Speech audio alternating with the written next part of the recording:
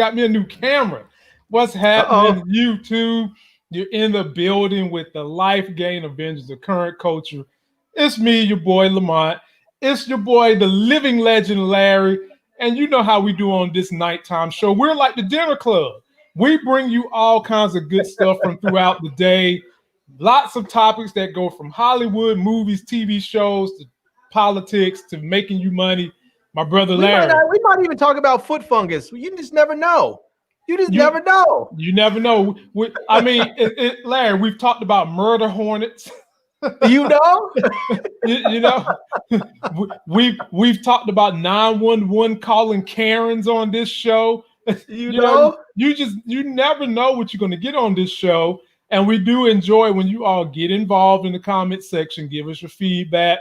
And one of these days, we're going to get back to taking phone calls because we've done it a couple of times. And we enjoy when people call up here and give us their points of view. We'll get back to doing that. So, Larry, let me shout out the good people that are in the building so far. We've got my folk, Mike Willie, who has some of the best theories you're going to ever see on YouTube. Get your channel ready, baby, so you can jump up here with us. DeAndre Lucas, what's up? 351 Cleveland. And to the rest of y'all 17 people that ain't hit the comment section, please like this video, subscribe to me and Larry. Let's dive on into it. We got six subjects, 1 through 6. I'm gonna let you pick one, and then after that, Mike Willie, DeAndre, and 351 Cleveland. You guys fall in with the numbers you want to see after Larry. So, Larry, 1 through 6, what you want to see? Man, I'm just gonna be straight arrogant today. I'm gonna be like, I want number 1 and 6. Oh my God! I want 1 and 6. I'm the beginning and the end. I would say the Alpha and Omega, but that's sacrilegious because that's God. So I'm not doing that. I'm just going to say I'm the beginning and the end. I want 1 and 6. Okay, well, DeAndre took number 5. Larry is claiming he wants to do 1 and 6. So I give it to Larry. He's my co-host, so he gets choice. And now Mike Willie, 351 Cleveland. I need you guys to pick 2, 3, or 4. And while you guys are Cleveland in the house, 351 Cleveland has picked number 3. Like it. And Mike Willie got number 4. All right. So that means that number 2 will be the last thing we cover. So let's go ahead and get into it. So Larry, since you're doing 1 and 6, which one do you want me to go with first? And what's up, let's start off with that ace. Let's go with that ace. Let's get number 1 going. Okay. Well, ladies and gentlemen, you guys that have been following this channel this summer know me and Larry reviewed a show called P-Valley. And it starred this young lady who started out being my girl. I got off her bandwagon. Then I got back into Mercedes. But this is not a P-Valley topic. This is the mayor of Chucalissa topic. Isaiah Washington, ladies and gentlemen. If you don't know his history, he started out on this little show called Grey's Anatomy. He was a black doctor. And this is Katherine Heigl. I always tease my wife and say, you are kind of the resemblance of a black version of her. Well, ladies and gentlemen, if you don't know the backstory, he got fired and he blames it on Katherine Heigl. They had a big feud. And turns out Katherine Heigl thought she was higher than what she really was. She was starstruck. But take a look at what the new feud is about involving these two former co-stars.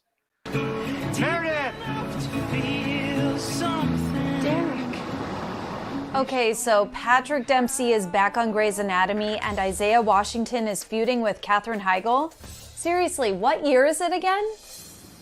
I'm sorry. On Monday, more than a decade after his controversial exit from the hit ABC drama, Isaiah took to Twitter to slam his former co-star Katherine, accusing her of saying that he should never be allowed to speak publicly. Quote, "This woman once proclaimed that I should never be allowed to speak publicly again. The world agreed with her proclamation back then and protested for my job and my head in 65 languages. I wish I was on Twitter in 2007 because I will never stop exercising my free speech." And just in case you weren't clear who he was talking about, he included a picture of Katherine along with his tweet. Yikes. This all started back in 2006. Catherine, who played Dr. Izzy Stevens on the show, alleged that Isaiah, who played Dr. Preston Burke, had made a homophobic slur towards their co-star T.R. Knight on set. The now 57-year-old actor denied the claim at the 2007 Golden Globe Awards. No, I did not call TRF. It never happened. And that's when Catherine reportedly declared that Isaiah needs to just not speak in public. ABC later announced Isaiah would not be returning to the show for its 4th season. And a few months later, during an interview with Larry King Live, he admitted that he actually did use the derogatory word while arguing with Patrick Dempsey about being late to work. Well, I said several bad words, as well as he did. To him? To him about how I was feeling. I said, there's no way you're going to treat me like the B word or a P word or the F word. You can't treat me this way in front of our crew. So you weren't referring to Never. him being an F person or Never. anybody else? Never, Larry. Still, Isaiah penned an official apology, and before being let go from Grey's, he shot this PSA for GLAAD. When you use words that demean a person because of their sexual orientation, race, or gender, you send a message of hate, a very powerful message. But we all have the power to demand better from one another and ourselves. And 2 years later, in 2009, he echoed that sentiment when E.T. caught up with him on the set of his photo shoot for the No Hate campaign in support of gay marriage. Everyone should be able to have their dignity and their pride and their integrity and their honor. So that's one of the reasons why I'm here. But apparently that whole Catherine thing isn't water under the proverbial bridge for Isaiah. In addition to that tweet that I mentioned earlier, he also wrote that Catherine was, quote, the first Karen. And when another fan asked why he was digging up the past, he tweeted, quote, because it's the truth. The end. E.T. has reached out to reps for T.R. Knight, Isaiah, and Catherine for comment. Do you think that there's any chance in the future that you will regret leaving Grey's at all? Yeah, I do every day. You know, it was a really hard choice to make, and you never quite know, was it the right choice or the wrong choice? Catherine left the hit show a few years after Isaiah in 2010. And now a source close to the actress tells ET, quote, Catherine stood up for her close friend twice when Isaiah publicly outed him and called him a That's hate talk, not free speech. She is proud that she stood up for him. Catherine is and always will be an advocate and ally to LGBTQ community. Now, Larry, I loved that show back in the day, and I wasn't as in tune to what's going on with Hollywood and all that because I really didn't care. I just wanted to watch the TV show. But by all accounts, he did say the word. But at the same time, by all accounts, they said that Katherine Heigl's head blew up bigger than 3 Muppet Babies in a square dance. So you've got this battle of egos going on. And I will say this about both. Both of them have proven to be supporters of the LGBT community. Having said that, that still don't mean that you can't make a mistake and call somebody a word out of anger. And I'm going to assume he said it, and I'm not going to absorb him of saying it. But what I will say is, Larry, isn't it rather funny that after they made him go through all those pressers, all the apology tours and all that, they still fired his butt? Because Ellen Pompano, however you pronounce her name, she's one of the producers of that show, and she's real left. I mean, real left. And from what I understand, anything that goes on in that show goes through her, and she got rid of him, and she also played a huge role in getting rid of Katherine Heigl, who she felt like got too big for her britches. And I said all that to say, don't you think Isaiah Washington should just let it go? Because this is what his beef really is about. He feels like after he was kicked off that show, he feels like he got 8-balled in Hollywood. And blackballed, in Hollywood. And if you go by some of the roles he's gotten, you can make a legitimate case that he did get blackballed. I'll say whiteballed, Larry, because that's who was running Hollywood during that time. So he's got a good gig on P-Valley right now. Don't you think he should just let it go? Probably, but we don't see, we don't understand why some of these things come back up because we don't always see it. I mean, these people, when you work together on these shows for years, you become friends with people. It's like anything. If you work at the same company for years, you become friends with some of the people you work with, and that doesn't stop those friends. Some of those friendships don't stop when you stop working there. And especially in a place like Hollywood, where it's, you know, it's fairly small circles anyways, and people often end up working together again on different projects.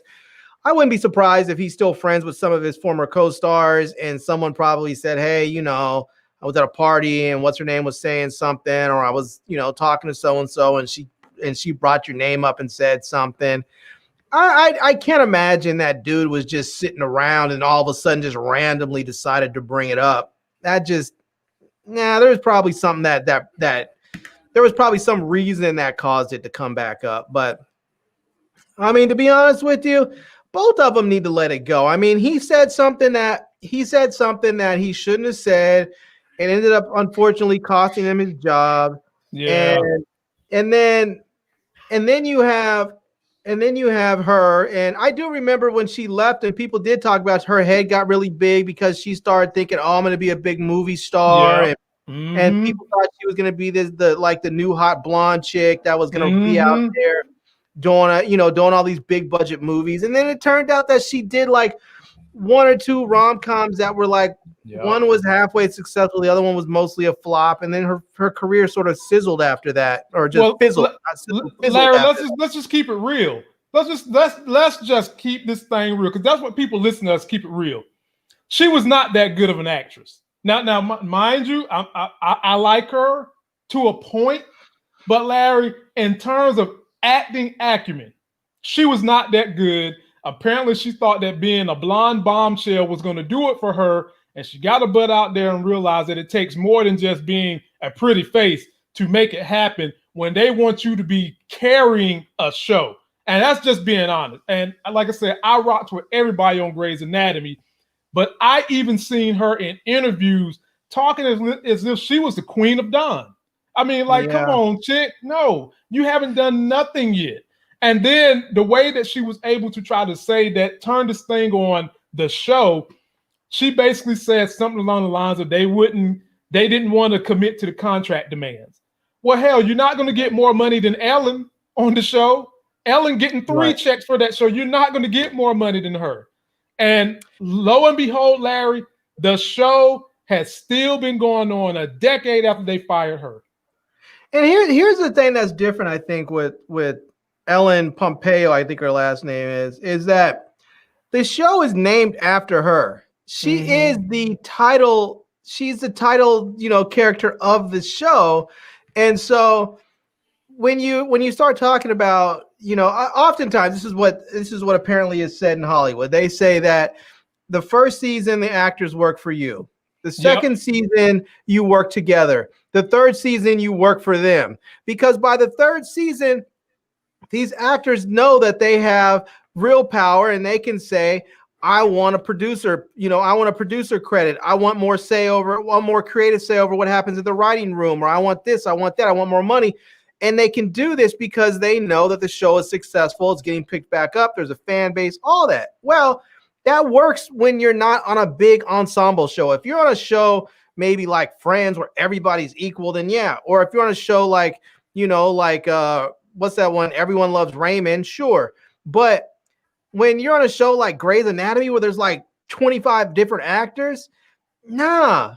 Especially, I mean, Ellen, what's her name, could do it because she was a title character. They needed her on that show. They need her to stay on that show for the entire life of that show. And so, her, on the other hand, she was a supporting cast. She was supporting cast. Her character was important as long as the writers made her character important. So, I mean, I'll be honest with you. I felt bad for the way things went down with him because I'll be honest with you. I do not like when people try and sit up there and say, okay, you need to go through you need to jump through all these hoops. You need to make all these apologies. You need to bow down and prostrate yourself in front of the world. And then you do all that and they say, okay, now F you, you're still fired.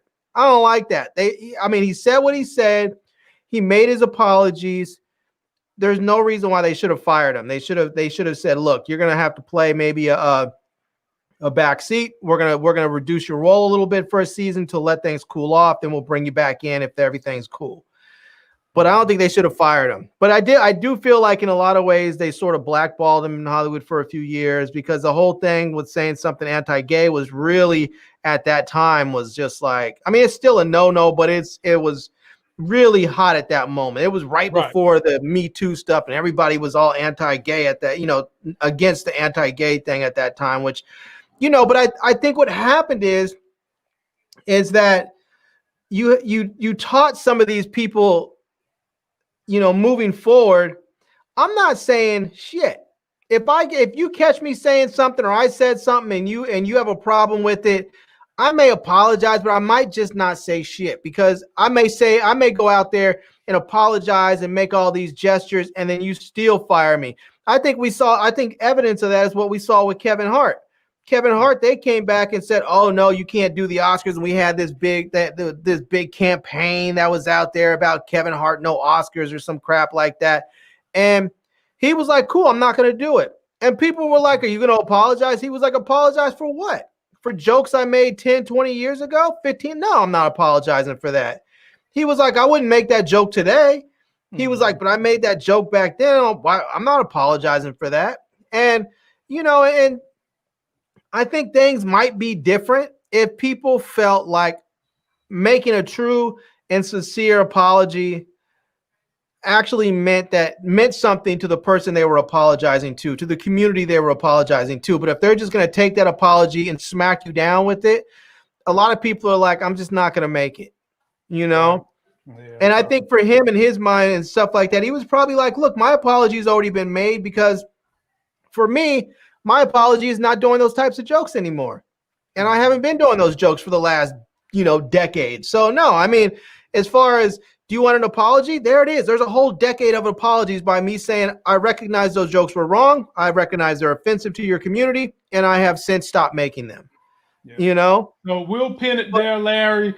Both of them should just let bygones be bygones, which is going to careen us into a subject that we're going to cover last on this show that will make you smile, Larry, and it's going to make our audience smile, because we finally get what we want.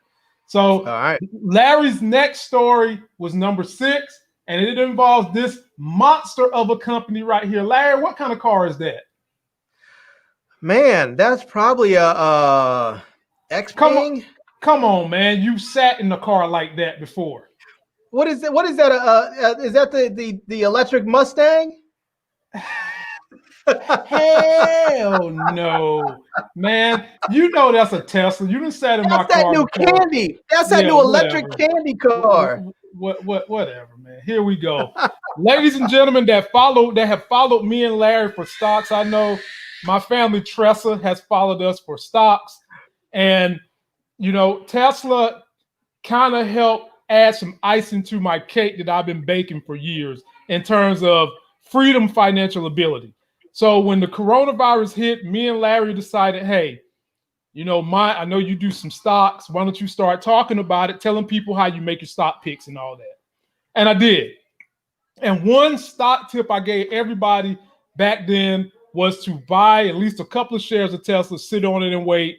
And a lot of y'all done that and have taken a nice ride. And if you still holding on to that ride, I know y'all been wondering, what the hell has been going on the last 2 days? The stock just went up almost $82 in 2 days. Well, I'm going to tell you what happened. Here's what's happening. Shares of Tesla are rising sharply again, following an 8% gain on Tuesday. The electric car makers stock is up following Morgan Stanley analysis Adam Jonas' decision to increase the price target on the stock by $180, ladies and gentlemen. So you had 2 big pieces of news in the last 48 hours. Oh my Lord, have mercy. Muchella, let me tell you something, Muchella. I know what you're trying to do. I can't be bought. See, let's see those lots of keys, baby. No. Let's see those lots of keys. No, Muchella is trying to buy her way out of the doghouse. No, Muchella. I'm gonna play your video, but you're not getting out this doghouse that easy. You think I can be bought that cheaply? No, Muchella. I seen your jokes in the comments. I seen your jokes up here. You even got other people putting up locks and keys talking about my girl Professor. So no, there we go. Look. There we go. I got those locks and keys going. I got something for you, Muchella. But anyway, finishing off Tesla, they announced on Tuesday afternoon, the after hours, Tesla will be included into the S&P 500 as of December 20th. And now you got Morgan Stanley raising their price target to Tesla to $661. Larry, you still hold? Did you let go of all your Tesla? You plan on getting some more to ride back up to 661? How you feeling about Tesla? I don't know. I let go of mine, and I'm not sure. I might grab a couple shares, but I don't know, man. I might. I haven't decided yet. Okay. Well, ladies and gentlemen, I'm still telling y'all the same thing I told you in March. With that price target rising and it getting into the S&P, anytime between now and 5 days before December 20th would be a great time to buy. Institutional investors are going to start having this thing in their ETFs. The price is going to do nothing but go up. And this could be a quick opportunity for you guys to make some money right before Christmas. So now I'll tell you, here's the thing, right? And this is the reason why I say I'm not sure if I'm going to get some Tesla. It's not that I don't believe in it, that it's going to go up. Right. And the fact that they added it to the S&P 500, it's pretty much guaranteed that the stock price is going to go up. It's going up. As you know, you and I have been working on trying to get me doing some options. Yeah. And if I was to go buy 10 shares of Tesla right now, that's about $4,500 that I can put into my brokerage account and use to make to trade options. So right. And that's, I mean, as much as I would love to get some shares and just hold on to it and watch it grow, I think there's probably faster growth elsewhere. Yeah. Especially if you're doing the option game. If you're doing the option game and with volatility about to come our way, because we still got that Georgia race, the marketplace is going to have some ripples, ladies and gentlemen, until Biden is seated as the president. And then we get through that Georgia race. So if you're into the options game, now is a great time to do it. I would still say if you can spare a couple of stocks for Tesla, do it, but stick to your number one game plan. For Larry, he's on options. For me, I'm kind of diverse. I'm doing swing trading, I'm doing options, and I'm doing some minor day mix trading. So sky's the limit, ladies and gentlemen. He's doing every damn thing. He's fully market emerged. And see, here we go. Tesla has still not grasped how to do options. And ladies and gentlemen, I'm going to try to do another video, but I need y'all to watch the video and share it when I do another options video. It's just way too much money in the stock market that you guys could be making that options can allow you to do if you do them correctly. And I walked Larry through it. Do you feel like I explained everything perfectly well to you, Larry, in layman's terms? No, I think you did a good job. I feel like I still need probably a walkthrough on my next, probably my next 2 times doing it, because they say they say it takes a couple of times of doing stuff. For people who learn by doing it, it takes a few times of doing it before you feel comfortable doing it on your own. And so I would probably say for the next time or 2, I'd still rather have you walk me through it and then do it. So it's not that it's the way that he explains it is not that it's difficult. It's just that when you're dealing with money, sometimes you want to be sure you're getting things right. Not that the stock market is a guarantee by any means. You could make a ton of money or lose a ton of money, but you don't want to go in there and make a stupid mistake because you just don't know what you're doing and lose money. You want to be able to make money and lose money and have full knowledge of what you're doing in the process. So that's all you want to do. You just want to be sure. And I will get back to making those videos, ladies and gentlemen. I'm not going to lie. When I make those videos, they might get 500 views, and sometimes that's frustrating to me, even though that's probably the most valuable video I put out, because I'm my brother's keeper. I'm my sister's keeper. And it doesn't take a whole lot of money to actually be earning a good monthly income in the stock market. And I'm going to start doing those for the people that have learned. A lot of people have learned, made some money. My folk Tressa just asked me about the importance of an LLC in the stock market if you have one, and I will have to do that later. So just be on the lookout, ladies and gentlemen.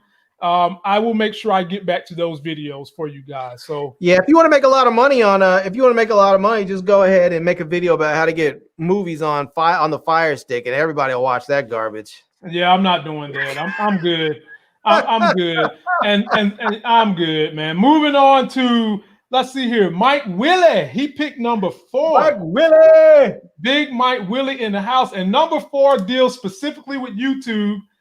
And I want, because one of the reasons I'm doing this particular topic, Larry, is because not only do I try to inspire my people to do the things I've done, get in shape, get you a muscle or two so you can look a little cute, make some money in the stock market, make some money in the real estate market, get you an electric car so you can save money and have an asset in a vehicle.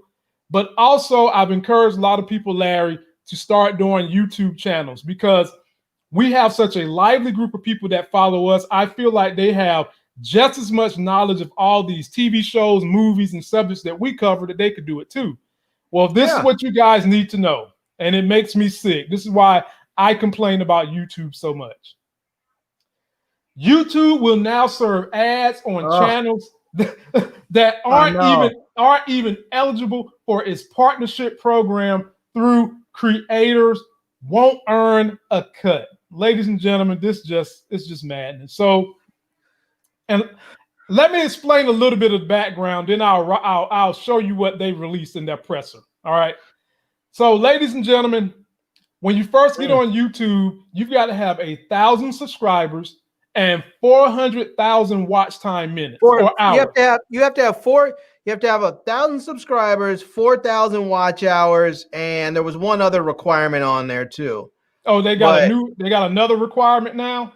I think there was 3 total requirements. It was something like one of them was fairly easy to reach, but then the other ones were like the 1,000 subscribers and the 4,000 watch hours. And they moved that because it used to be 2,000, like 4,000 watch, and then they moved it to 4,000 watch hours. Yeah. And technically they wouldn't run a lot of ads on your channel because you wasn't getting any revenue from it. Right. But at the same time, ladies and gentlemen, by you not getting ads on your channel, they also are not promoting your channel upward because why would they? They're not making no money off of you. So that leads me to want to know this, Larry.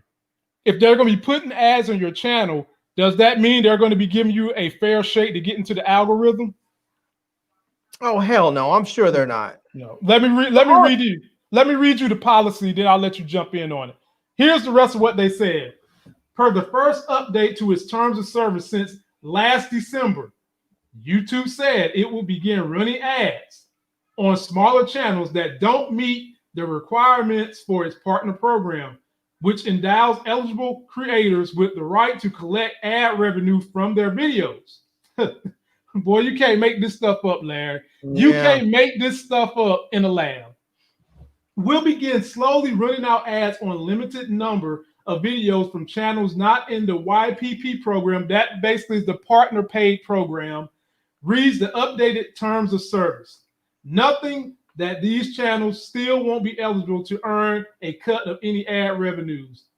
In order to be eligible for the YPP program, creators must have, here's what Larry was talking about, at least 1,000 subscribers and have accrued 4,000 hours of watch time within a year prior to their application.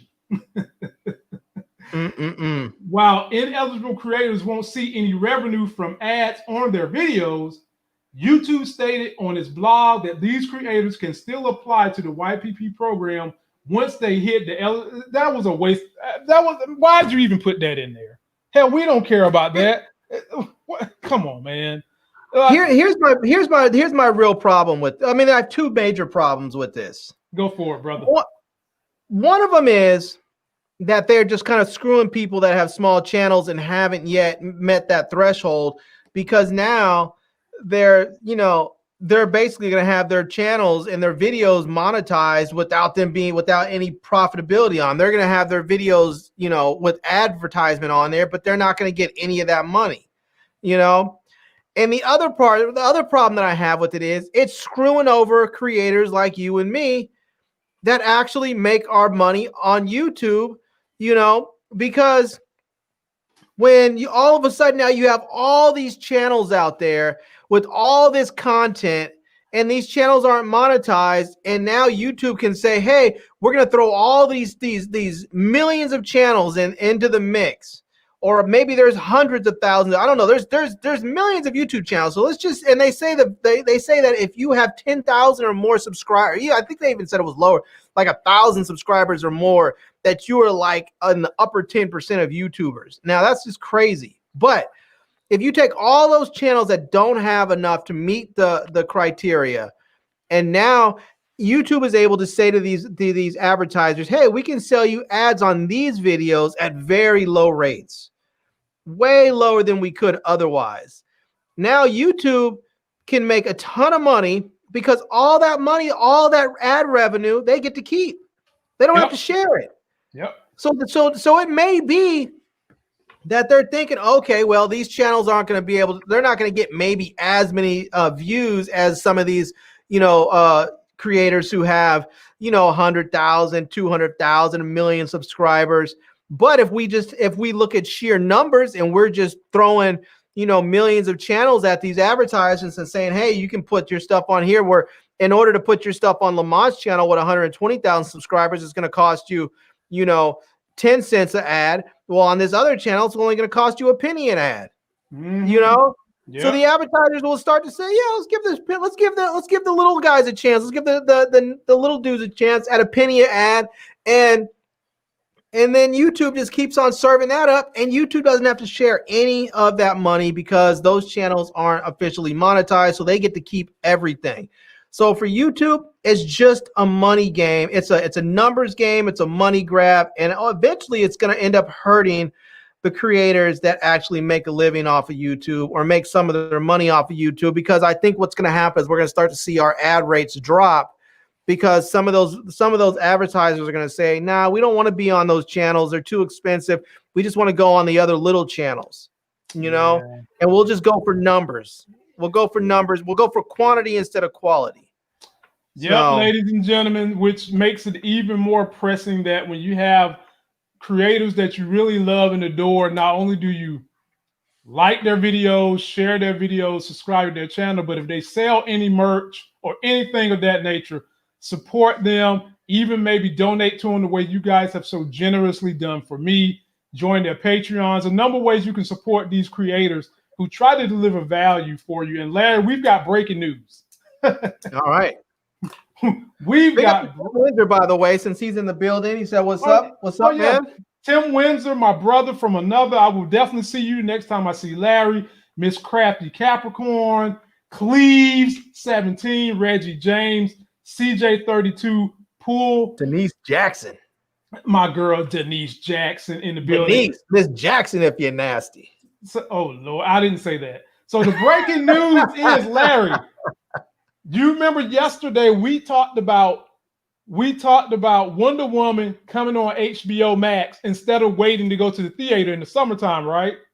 Ooh, is it coming on the 25th on Christmas? My folk Cleve said it's going to be dropping on HBO Max. He got an email today saying it's going to drop on HBO Max. So ladies and gentlemen, that's why I want you guys to get involved with us. Send us Instagram messages, send us Facebook messages, so that when we get these stories like this, you guys are helping us out. So if you got HBO or HBO Max or HBO the app, get ready. Wonder Woman will be dropping up there based on what my subscriber just said as of December 25th. And that'll be a lovely, lovely Christmas. Now that explains that HBO and Amazon have been deadlocked in this battle about not putting HBO Max onto the Fire Stick until they get the right terms and such. And they just worked all that out. And I think it was the day before yesterday, they actually put it on there. And so, well, see, it was just yesterday. It was the 17th. They actually officially put it on there. For those that looked early, like I did. I started looking like right at midnight, and it was showing just the HBO app. And if you downloaded just the HBO app, it opened up HBO Max, but it didn't have the HBO Max icon. Today, when I went back in and checked, it actually had the HBO Max icon in there. So it is available now in the HBO, in the Amazon App Store. I made a quick video about it. Not that you really need a video on how to install a regular app, but you know, I made a few videos on how to install HBO Max on the Fire Stick that a lot of people watched and enjoyed. And I think between like the 3 or 4 videos I made, they got a couple 100,000 views. And so I just wanted to make sure that people knew that I'm going to put the video. I just finished editing and I'm going to put it out there just to let people know, hey, you can get it officially now. It's on the Fire Stick. If you guys watch my videos or you sideloaded it and you've been like, hey, when can I get it for real? Now it's available for real. You can get the official app. And I had the regular HBO app. And on one of my Fire Sticks, I had to update the app. And when it updated, it changed to HBO Max. So I haven't updated it on the other Fire Sticks. But ladies and gentlemen, breaking news, get ready for it. And I'm excited. And you know we'll have to review that. For my folk Muchella, I didn't forget about you. I didn't forget about you, Muchella. This video is for you. And I'm not smiling because you tried to disrespect me and my friend with that lock and key. I represent the rent is too damn high party. Playing a silly game, but it's not going to happen. The rent too damn high movement. The people I'm here to represent can't afford to pay their rent. Listen, someone's stomach, child's stomach just growled. Did you hear it? Rent is too damn high. Rent is too damn. And did you hear it? Did you heer it? That was a lock opening. Oh my. Did you hear it? Did you hear it? Muchella, if you want a co-host, I'm about to fire this one. I'm about to get rid of him. He can be your co-host to help you get your channel together. I'm about to cut him loose because y'all trying to form some little cabal. But anyway, moving on to 351 Cleveland. He picked number 3, and number 3 deals with y'all. Wait, hold on. Before you move on to that, I just wanted to say, click.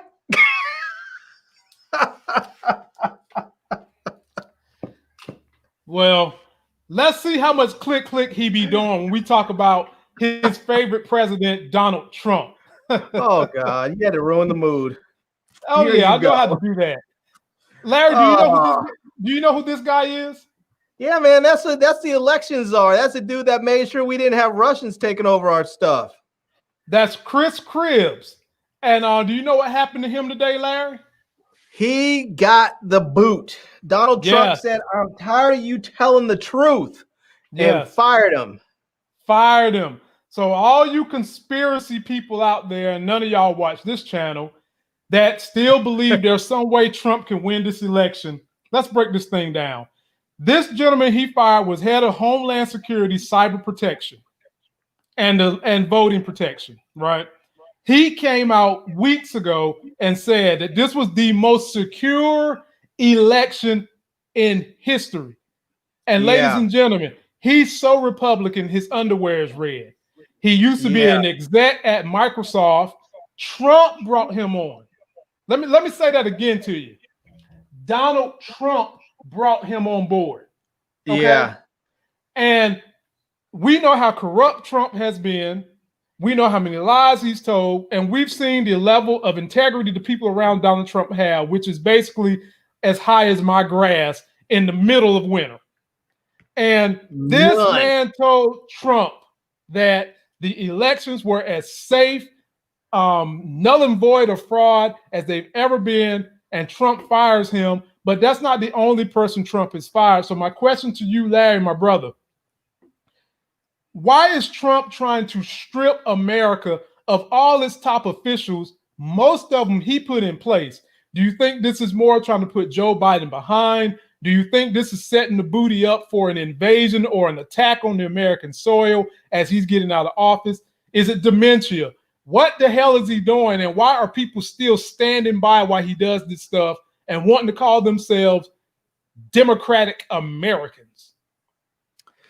Yeah, it might be a little bit of all that, to be honest with you. I mean, I think a lot of it is that he's upset that he gets upset anytime someone doesn't want to play along with his fantasy, his facade. When someone doesn't want to go along with him and try and go along with all of his shenanigans, they get axed. I mean, it started right from the beginning. We saw what happened with Comey. Comey was like, nah, I'm not doing that. I'm loyal to the United States of America. I'm not loyal to you. I'm not loyal to the president. I'm not loyal to the man. I may be loyal to the office of the presidency, but I'm not loyal to you as the man. And and this dude was basically like, look, man, this is about the country. The country did its thing. I did my thing. We voted. The people voted you out. That's the way it happens.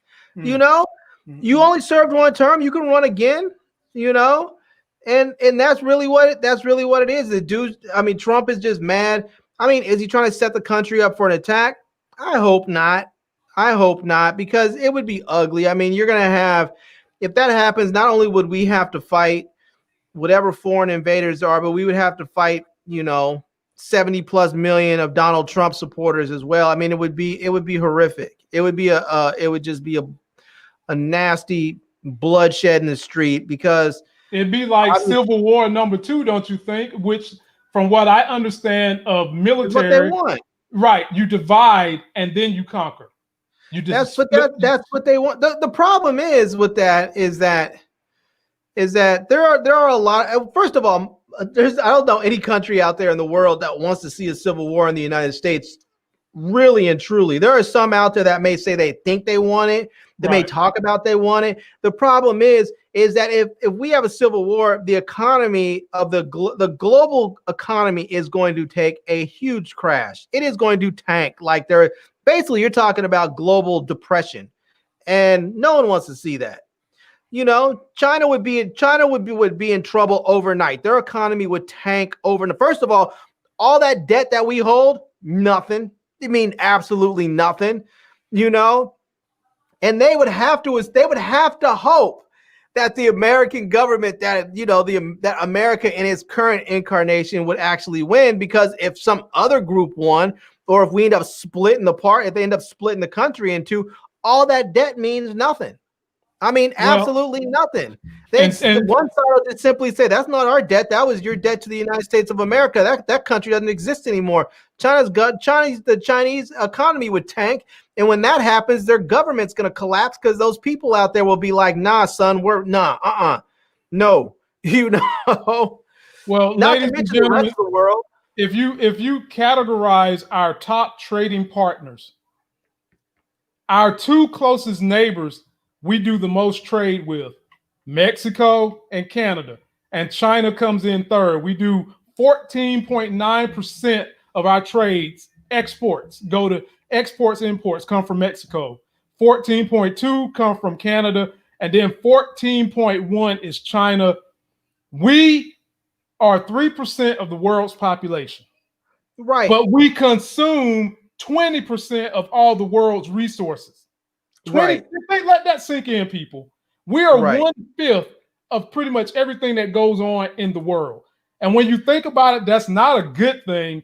But like Larry said, there's a whole lot of economies that would not be happy if they lost the free buying power of America. And the three I just named would be top 3. Right. Now, here's the other thing. Our two largest trading partners may be Mexico and Canada, but the largest person that we sell our debt to is China. And so, I mean, that's just, I mean, they don't want us. They don't want a weak dollar. They don't want a weak dollar, and they don't want a U.S. failure, because if we fail, they fail. Mm-hmm. And that's basically where it is right now. Right. So ladies and gentlemen, we are, in a sense, we're too big to fail. We're AIG. We're what's the other one they said was too big to fail? Not Bears and Stearns, because they failed. They let them go. But the other ones, but basically, we're, as a country in our economy, we're too big to fail. Now, I don't believe that, because we're not the first world power that they once said would never fail. Rome failed.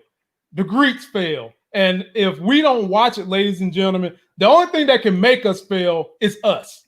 That's how we would fail. No, you're absolutely right. There have been other global powers and empires that have failed, but when they fail, generally there's mass war and there's a complete reshuffling of the deck as far as who's going to be on top and who's going to have power and who's not. And part of the problem with all that is when you have mass war and a reshuffling of the deck, you end up with tens of thousands, if not millions of people dead. Look at World War II. Millions and millions and millions of people died. I don't think anybody really has the appetite for that. We're in the middle of a pandemic. World War II was not that long ago. I mean, it was, most of us never lived through it. But here's the thing. There are still people today that fought in World War II. That means there are people today that were adults during World War II. I don't think people don't want to go through that again. You know? Let's hope not. Moving right along, I think Trump is doing all this stuff, ladies and gentlemen. He's throwing a tantrum because he knows the minute he doesn't have the protection of that White House, there's going to be more lawsuits after him than the amount of shows Ron Jeremy did in his heyday. Just be on the lookout for that. Damn. So, you went there with Ron Jeremy and all. Yeah, man. Ladies and gentlemen, the next one we go to is number 5. That was by our folk DeAndre Lucas, and it is Power. And what are we talking about on Power today? We're talking about this young lady right here, Monet, Larry, your favorite character, with her non-acting self. Let me just say this. The question that a lot of people have been wanting to know is she going to kill someone? And if she does kill someone, the person we're thinking she's going to kill is old Officer Rico Suave that y'all seen her treat him like some 2-bit rag that you find in the dumpster that nobody taking a bath with. But here's the thing. While people thinking that she's going to kill him, Larry, I take a different approach. I don't think that Monet is going to kill him. You know who I think is going to kill him? Who, Tommy? The husband. You think Tejada's going to kill him? I think the daddy Tejada is going to find out that she's sleeping with a cop, and a cop who is supposed to be feeding her information, and he's not going to like it, and he's going to take her out, and that's going to cause more beef between him and her, and that could be the fracturing of the family. Larry, give me your input. Who is going to take out Officer Rico Suave? Is it going to be Daddy Tejada or Mama Tejada? Take your pick. I don't think he's going out. What? I don't think he's going out. I think Monet's going to kill somebody, but I think what it's going to be is she's going to end up killing one of those GTG dudes. I think one of them GTG dudes is going to come after Kane after he whooped that dude's ass. And then he's going to end up getting a jump on Kane. And Monet's going to come up and just blast dude and be like, boy, didn't I tell you to handle this? That's how you handle stuff. I'm tired of telling you, because you know she likes going off on those kids every scene. So you're going, boy, didn't I tell you that? That's how you handle it. Stop playing around. That's how you get rid of these dudes. And she's going to blast kid and be done with it. You know she goes on every episode, she's going off on somebody. That Larry, wait a minute now. You're not trying to say she's an angry black woman, are you? What are you trying to say, Larry? No, I'm saying that apparently what's his name isn't putting it down right for her because apparently she's got too much anger and aggression built up. She needs some way to she needs all that relieved, all that stress relieved. Either that or she needs to buy herself a Peloton. Well, here you go. Here you go, Larry. This is your opportunity. Since Ramona ain't gonna never come back on this show, why don't you go out there and let her be your new girl? Nah. I need somebody that's of childbearing years. I think I'll go for Effie. Oh my God. I think I'll take Effie. This guy said a childbearing. Well, ladies and gentlemen, they haven't portrayed Mary's character as if she's a killer. I mean, when I say a killer, I mean physically, like she's going to take the gun and shoot someone. They portrayed her character more like if she needs some work done, she's going to let Kane do it. He's the enforcer. He's the muscle for the family. But it's not going to surprise me if she catches a body. I do not think she's going to be the one to kill Rico Suave. She may, but I don't see that. But we'll see. Leave me your comments on who you think is going to catch the body by Monet. She might try and push Tariq into doing it. She might try and make Tariq prove his loyalty or something, and try and make Tariq do it. You know? Yeah. I mean, I hope not. Tariq's already blasted one cop. We know he has it in him. We just hope he doesn't have to do it again. Yeah, Tariq could do it. And I can easily see a situation. I just don't see Rico Suave lasting this whole season. Somebody's got to kick the bucket. And he's an easy character to kick the bucket. Some of us have already developed a little bit of a sensitive side for him because he's doing the very damn best he can to ease that woman's itch. He's playing both sides of the fence, and she just won't let him get anywhere. And so some of us feel his pain.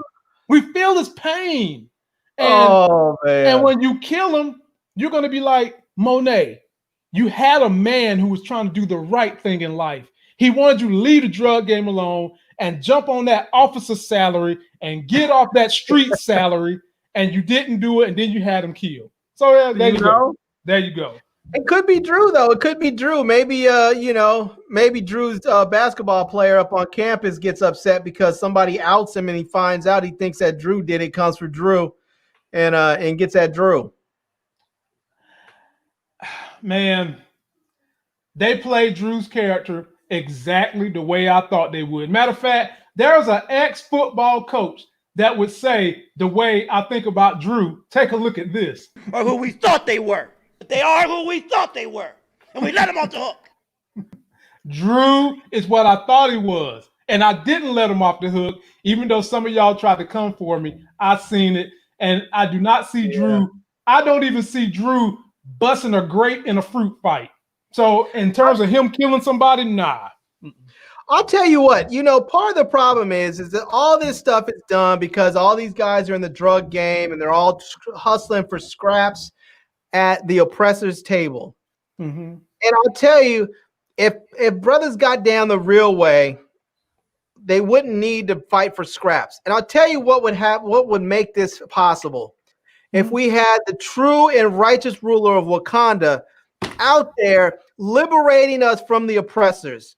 If Killmonger took his proper place at the throne and delivered all those weapons and distributed all those weapons out there to us so that we can raise up and shuck off the chains of our oppressors, then we wouldn't need to go out there and hustle and fight for scraps at the oppressor's table. Yeah, go ahead and burn all that. My king, we cannot do that. It is our tradition. When I tell you to do something, I mean that shit. Burn it all!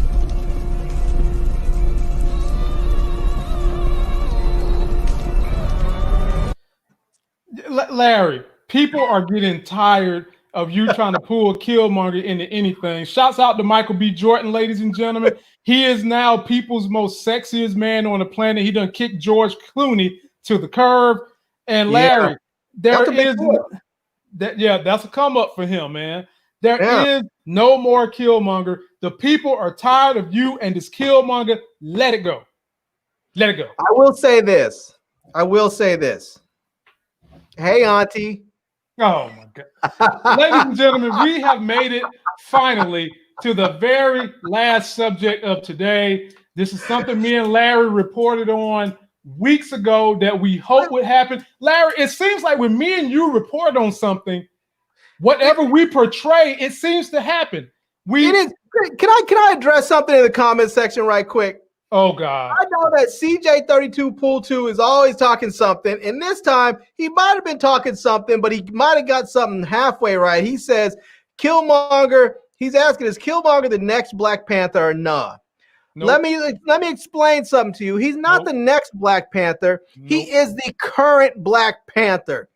He is the proper and rightful ruler of Wakanda. He did not die in that scene. For those of you who don't know, he didn't die. He is still the Black Panther.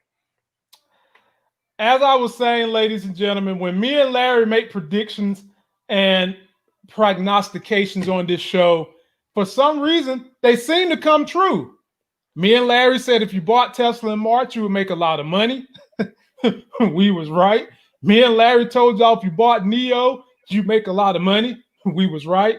Me and Larry said that Disney would be forced to start releasing movies on Disney Plus. And Larry, what did they do? Releasing them. I'm just waiting for Black Widow to come hit us. Yep. Me and Larry said that Joe Biden would win this year's president's race. Larry, what happened? Joe Biden won. Now exactly. Now me and Larry are telling you guys, be sure to send a donation. Tell your people in Georgia to vote for those 2 Democratic senators. And last but not least, something else me and Larry talked about. The Fresh Prince of Bel-Air reunion. And me and Larry said it would only be right if they had both Aunt Vibes on the show. And at the time, people were saying, oh, hell no, the dark-skinned Aunt Vibe ain't coming back. Forget it. Her and Will had so much bad blood, and we went through that story. Well, guess what? Now tell me what happened. She's coming back, ladies and gentlemen. Take a look at this. Larry, I'm going to make some bold predictions for us coming into 2020. Because when we make these predictions, Larry, 2021, Larry, I predict me and you both will do more than 6 years in options and stock market money in the new year. Not only do more, but we will pocket 6 figures or more in the coming year. Woo! If I pocket 6 figures next year just with options, I am buying my wife a new house. Yeah, man. And you will do that. But Larry, are you satisfied that they are going to have both Aunt Vibs? And I'm so thrilled that they brought the old one back. Are you happy that they're bringing both of them in the same stage? Rest in peace, man. Uncle Phil, James Avery. Rest in peace, brother. Because from everything I read, you was a class act, a standout, a real brother. And your presence is definitely going to be missing this reunion. Yeah, man, I'm happy to see them both back there. It was dope. I'm glad that you know, that Will Smith listened to the audience. I'm sure he got hit up enough times by people on social media saying, yo, you can't do a reunion without the original Aunt Viv. You just can't do it. And I'm glad he listened to his fans and to the audience. And I'm glad that he's secure enough in himself that he was able to put his pride aside and say, you know what, we've had beef in the past. You've said some things, I've said some things, and let's do this reunion together. I'm glad that he was able to do that. So, right. You know, I'm happy to see it. I'm looking forward to it. I'll tell you, when I look at all those men and women up there, I think to myself, it is true. Good black just don't crack. It does not crack. You could tell they all got older, but they don't look old. They all look fantastic. No, you know? I gotta stop you there, bro. And I'm not being discriminatory against light-skinned people. I'm not. But the one who looked the oldest out of everybody was Mallory. She even looked older than the dark-skinned Aunt Viv. I mean, I'm just being honest. You tell me the dark-skinned Aunt Viv, you think she looked older than her? No, I think that the dark-skinned Aunt Viv looks younger than the light-skinned one. You mean than Mallory? Yeah, in this trailer, yeah. I had to see it again, man. I had to see it again. I thought they all looked fantastic. What's her name? The chick. What's her name? Tatiana Ali. She was looking fantastic. Hey, that was my first love. Now, yeah. Well, don't mess around with that one, bro. You should have locked it down. Drawing up a nub. I wish I did have a lock and a key back then. I sure would have. Under lock and key, bro. Under lock and key back then. But you know what? I done very well for myself. I couldn't be more happier. No one could have given me a more beautiful family, more pretty baby. I'm straight. But back when I was a kid, couldn't do it. But I'm happy to see it, Larry. When you're going to watch it so we can give a full review? I think it comes out tonight, Moochie is saying. Tonight? Yeah, at midnight. Oh, I didn't know that. I thought it didn't come out till like Thanksgiving or something. Oh, maybe so. I mean, if it comes out, I'm going to watch it when it comes out. So, you know, if it comes out tonight, let me know. Send me a message. I'll watch it. Maybe we can talk about it on Friday. I thought they said it didn't come out till Thanksgiving though. Let me see if I can open up my HBO Max app. Yeah, and while he's checking that out, I've seen 10 messages in this stream asking for me to do more of my stock videos. And ladies and gentlemen, I will, but I need your help. Oh, it's out now. It says early release. Okay, so there you go. Maybe we'll have to watch it, something tonight, and we might can get up here and do a review tomorrow. Just be strictly on the review of the Fresh Prince. Yeah, talk about it. Possibly. I'm not saying 100% certainty. I'm saying possibly, ladies and gentlemen. He's got children over there. Well, one. You ain't that one, man. Good gracious sake. That man. Shouts out to my one and only little baby. That little girl. If you follow me on the gram, I put a picture up there where Larry swears up and down she's running the household. She's not. Yep. That was my overlord. Bed. That was my bed, not hers. She's not running my bed. Overlord. And that's it. You can see that and even in his own bed, she basically says, "This is my space. This is my." She's treating him like Mark. This is my space. Or was it Mark or Matt? What was that dude that was always on MySpace? That was your first dude? Oh, yeah, Mark. He was the owner. No, she's treating me more like Debo. So whenever you start a MySpace account, you always were automatically friended with Mark. She was treating him like she was Mark. This is my space. She treated me like Debo from Friday, and I'm Day. Yeah, man, wear me out. Lamont just got his heart stabbed up. Ugh. She's like, what? So Tressa wants to know, how did we come up with the name L? We was trying to do a play on me and my wife's names, and since the first letter in my name is L for Lamont, we just decided to make her L, but do it in a way that was feminine. So that's how we came up with L. I like that. L-E. Right. And her middle name is my wife's name. So that's where we came. Right. That's how we got that from. But I thought maybe your wife was a fan of that fashion magazine or something. I don't know. No, she's a fan of her fashion magazine husband, Lamont Tyson. That's what she's a fan of. And we can pass that. We're passing the L legacy down to the baby. And she has been a hoot, I'll tell you that. But ladies and gentlemen, that's it for us tonight. If Larry gets a chance, I'll check with him by noon tomorrow. If he gets a chance to watch it, we'll be back up here talking about them. I'll try to find some clips and we'll go for it. Any last words, Larry? Yeah, y'all. And I say this, I'm just going to keep on nagging. Please wear your mask. I mean, I'm getting to the point now where I'm just like, I'm about to stop telling people to wear a mask. I'm just going to be like, F y'all, I don't really care what you do. I bought a whole bunch of N95 masks. And so I have enough that I should be able to last until the vaccine comes out. But I still want people to survive, but I get so frustrated. It's like, there's no way that you cannot know what's going on right now. There's no way you can't hear what's happening right now. I mean, today we surpassed 250,000 deaths in this country alone. There's over 11 million infections, and they're talking about we are at a rate right now of like 1,800 deaths a day. Can you remember just not long ago when it was such a big deal that we were across the threshold of 100 deaths a day? Yeah. Now they're talking about 1,700 to 1,800 deaths a day, and they're telling us if people go out there and they do their Thanksgiving like there's just no pandemic, if the people don't wear the mask like they're supposed to, that there could be anywhere upwards of like 400 to 4,500 deaths per day, come the new year. That's crazy.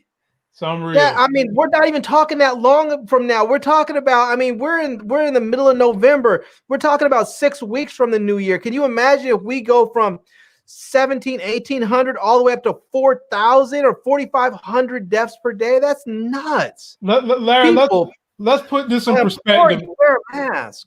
Let's put this in perspective for people that like military terms and war. The Civil War cost us somewhere around 600,000 troops. Americans died. Yeah. Civil War. We are approaching half that number in coronavirus cases, ladies and gentlemen. As Larry said, if you're not going to do it for yourself, do it for your neighbor. Wear a mask. I remember P. Diddy coined the statement, vote or die. And I'm going to leave it at that, dealing with the mask. Or die. Yep. And until that next Sex is Hell video, ladies and gentlemen, we'll see you. Peace. Yeah, man, I was looking at them numbers.